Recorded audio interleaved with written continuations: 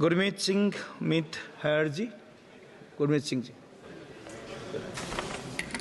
धन्यवाद सभापति जी, आपने मुझे अपनी बात रखने का मौका दिया। और सभापति जी, मैं शुरुआत, क्योंकि पूरे बजट में मेरे प्रदेश पंजाब का जिक्र तक नहीं किया गया, मैं विरोध दर्ज करवाते हुए बात अपनी शुरू करना चाहूँगा। सभापति जी, जब मैं स्कूल में पढ़ता था तो दीवारों पे एक नारा लिखा रहता था, हम दो हमारे दो।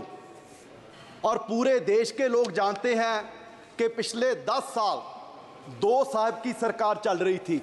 अब उन 2 साहब के कंधों पर और 2 लोग बैठ गए हैं और वो पुराना नारा पूरी तरह फिट हो गया कि हम दो हमारे दो। सभापति जी, चलो ये तो पुराना नारा है, एक नया नारा इस सरकार का, सबका साथ सबका विकास। लेकिन मुझे लगता है कि वो नारा भी 2 का विकास बाकी सबका सत्यानाश इस बजट में सारा कुछ दर्शाया जा रहा है। सभापति जी, जिस दिन इलेक्शन का रिजल्ट आ रहा था तो स्वाभाविक है सारे लोग अपना देख रहे थे और पूरे देश का भी देख रहे थे कि क्या बन रहा है, किसकी सरकार बन रही है। और जब बीजेपी की सुई 230 और 40 के बीच अटकी हुई थी तो हम सोच रहे थे कि 5-10 और कम हो जाएं और कम हो जाएं। लेकिन अब मैं कहता हूं भगवान का शुक्र है कि आपकी 240 आ गई।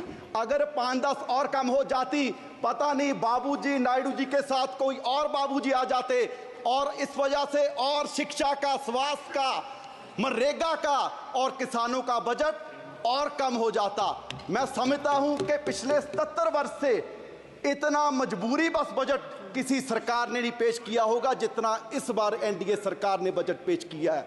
मैं समझता हूं कि ऐसे नहीं कि हमारे जितने विपक्ष के साथी हैं वो बहुत खुश होंगे इस बजट से, क्योंकि हरियाणा वाले हैं, महाराष्ट्र वाले हैं, उनके वहाँ तो इलेक्शन भी है।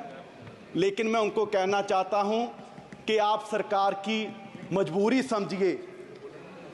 यूं ही कोई इतना बेवफा नहीं होता, कुछ तो मजबूरियां रही होंगी और मजबूरी सिर्फ यही है कि वो सत्ता वाली कुर्सी बचानी है और उसके लिए कुछ भी करना पड़ जाए।